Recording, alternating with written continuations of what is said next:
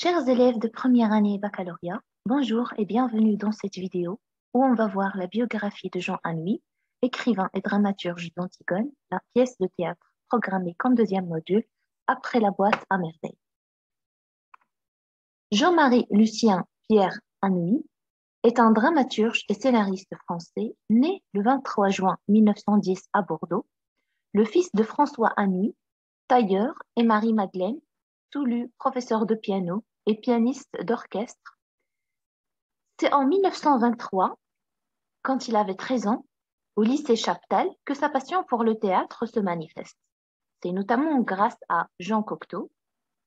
Il a travaillé quelques semaines au bureau des réclamations des grands magasins du Louvre, puis pendant 2 ans dans l'agence de publicité Étienne Damour, puis il devient entre 1929 et 1930 le secrétaire général de la Comédie des Champs-Élysées, que dirige alors Louis Jouvet, ce qui lui permet de mettre un premier pied dans le milieu.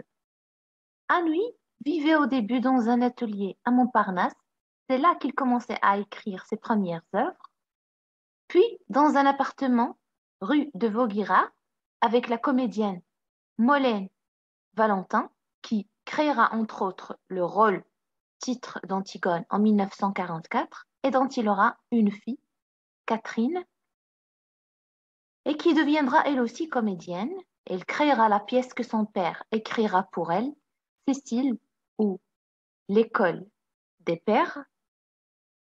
Le couple se sépare en 1953 et Anouilh épouse la comédienne Nicole Lançon, qui deviendra sa principale collaboratrice et avec laquelle il aura 3 enfants, Caroline, Nicolas et Colombe.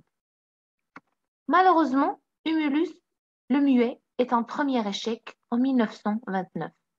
L'Hermine, qui est présentée au théâtre en 1932, semble remporter un peu plus grand succès.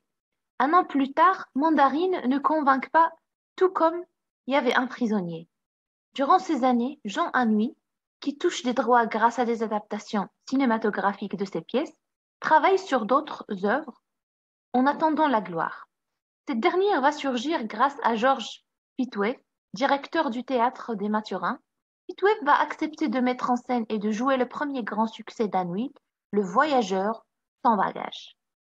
Ces nouvelles pièces, La Sauvage et Le Bal des voleurs, enchantent également la critique.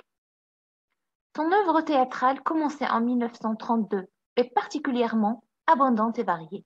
Elle est constituée de nombreuses comédies, souvent grinçantes, et d'œuvres à la tonalité dramatique ou tragique, comme sa pièce la plus célèbre, Antigone, qui est une réécriture moderne de la pièce de Sophocle. Anouilh a lui-même organisé ses œuvres en séries thématiques, faisant alterner d'abord pièces roses et pièces noires. Les premières sont des comédies marquées par la fantaisie, comme Le Bal des voleurs, alors que les seconds montrent dans la gravité, l'affrontement des héros entourés de gens ordinaires, en prenant souvent appui sur des mythes comme Eurydice, Antigone ou Médée. Jean Anouilh a également adapté plusieurs pièces d'auteurs étrangers, Shakespeare en particulier. Il a aussi mis en scène certains de ses œuvres, par exemple Colombe en 1974, en même temps qu'il travaillait à des scénarios pour le cinéma ou à la télévision. En 1980, Anouilh est atteint d'une maladie virale qui lui détruit la thyroïde. En 1983, il est victime d'une crise cardiaque et très affaibli. Il se retire de manière définitive en Suisse où il vit auprès d'Ursula. Ses pièces continuent à être jouées à Paris, mais Jean Anouilh ne peut plus participer à leur mise en scène.